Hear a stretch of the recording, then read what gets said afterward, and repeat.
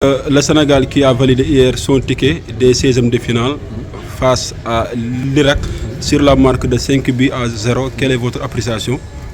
Bon, mon appréciation, elle est celle de tous les Sénégalais. Elle est celle de tous les Sénégalais qui supportent l'équipe nationale du Sénégal.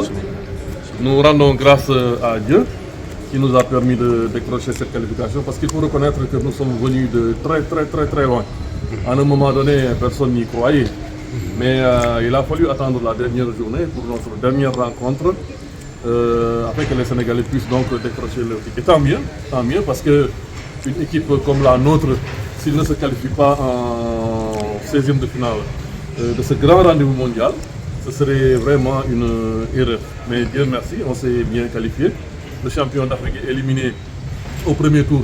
Ce serait vraiment une honte. Tout à fait. Et comme nous nous sommes qualifiés, nous ne pouvons que rendre grâce à Dieu, saluer le staff technique parce qu'il a été très sensible aux doléances des Sénégalais. Et voilà, il a apporté quelques changements et je pense que la révolte est venue de ces changements. Il y en a aussi des Sénégalais qui fustigeaient lors des deux matchs les choix tactiques du Kossou. Les choix tactiques et même les choix des hommes parce que un joueur comme Kalidou Koulibaly, moi je ne fais pas partie de ceux-là qui disent que Dafa Maguette il est âgé ou Sadio Mané est Maguette est âgé. Non. Une personne âgée ne joue pas au football, une personne âgée ne pratique pas le sport. Mais Kalidou était blessé. Kalidou était blessé, ça il faut le reconnaître. Bon, Ghana est resté plusieurs journées sans jouer au football. Sadio Mané n'est pas au top. Il n'est pas au top, ou bien même s'il est au top, à lui seul il ne peut pas régler le problème. Mais je pense que notre frustration a été engendrée par ce choix des hommes et ce choix technique. Il ne devait pas les aligner. Parce que moi-même j'ai entendu Inzaghi, qui est le coach de Kalidou, dire qu'il n'a jamais vu une blessure comme celle de Kalidou. Donc, il nous fait comprendre la gravité de cette blessure. Donc celui-là, on ne devait pas l'aligner.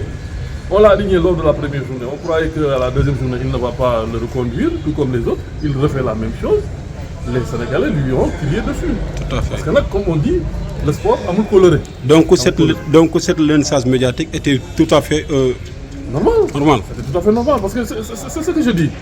Le sport est ingrat. Tout à fait. Le sport, c'est pas parce que tu as gagné 1000 coupes que voilà, si tu commets une petite erreur, on va tourner la page. Non.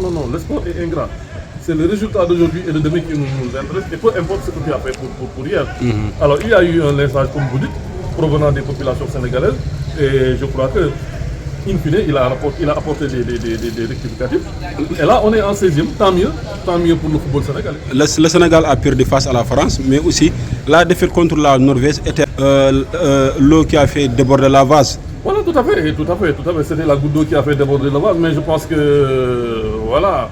Après, avec les critiques, avec les attaques venues de par-ci, de par-là, Papio a su corriger. Mais moi, je fais partie de ceux-là qui disent que apporter des critiques, attaquer l'équipe nationale ne veut pas dire que nous sommes contre l'équipe nationale. Parce que cette équipe nationale, c'est un bien commun. Ça nous appartient. Chaque Sénégalais y a mis son peu. Donc, toutes ces critiques, toutes ces attaques, c'est dans le souci de bien faire. Mais le match contre la Norvège, vraiment, c'est une rencontre qu'on pouvait gagner.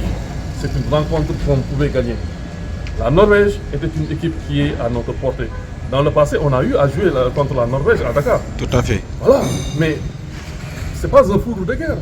À part Haaland et l'autre, je ne vois pas vraiment un joueur qui pouvait nous porter préjudice. Mais les joueurs de classe mondiale. Voilà, ainsi va le sport. Ce résultat est derrière nous. On prépare les quarts de finale. Les 16e de finale. Donc le Sénégal est en 16e de finale. Lequel de ces nations vous aimeriez avoir en 16e? L'Angleterre, la Suisse, la Belgique?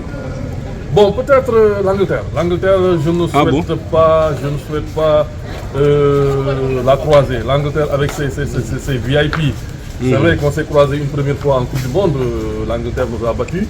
Quelques années plus tard, on a pris notre revanche en match amical. Mais au vu de l'effectif que nous avons actuellement, croiser l'Angleterre, ce serait vraiment très dangereux. Parce que l'Angleterre et ses VIP avec des joueurs qui évoluent dans de très grands championnats. Harry Kane, à lui seul, il peut battre une équipe. Bon, moi je ne souhaite pas qu'on croise l'Angleterre. La Belgique, c'est bon, la Suisse, c'est bon. Il y a une troisième équipe, j'ai oublié le nom de cette équipe. L'Angleterre, la Belgique, la Suisse, la Suisse, Colombie. La Colombie, pourquoi pas ces trois équipes, mais l'Angleterre, ce serait du lourd pour nous. Moi, je ne souhaite pas croiser l'Angleterre pour le moment. Bon, on peut l'affronter, on pouvait l'affronter si on avait un effectif dont les joueurs étaient au top. Mais avec ces 11 joueurs que nous avons actuellement, vraiment jouer contre l'Angleterre, ce serait plié bagage de retourner à la maison. Est-ce que vous pensez que l'Afrique a une chance à jouer pour cette mondiale et le Sénégal peut bel et bien devenir la première nation africaine à soulever la Coupe du Monde? Non, mais vous savez, bien tout le bien, j'allais dire que je souhaite à toutes les nations africaines, pas seulement le Sénégal, parce que si vous vous rappelez très bien, en 2022, quand le Maroc avait atteint des demi, c'est tout le continent africain qui avait fêté cela, parce que c'était une première. Actuellement, tout ce qui nous reste, c'est vraiment de voir une équipe africaine soulever le trophée. Et pour moi, je pense que c'est une question de temps. C'est une question de temps. Parce que jadis, la distance qui séparait l'Afrique et les autres continents sur le plan footballistique était énorme. Mais il n'y a plus cette distance-là. Parce que nous avons de très grands joueurs, de très bons joueurs qui évoluent dans de très grands championnats européens, qui croisent les joueurs qui actuellement évoluent au mondial. Donc moi je pense qu'avec un petit rectificatif, avec une toute petite correction, l'Afrique pourra soulever un jour le trophée mondial. Et c'est normal parce qu'au niveau de la petite catégorie, l'Afrique a eu à soulever à plusieurs reprises la Coupe du Monde. Donc tout ce qui nous reste, c'est la sélection A. Et j'y crois, ça viendra.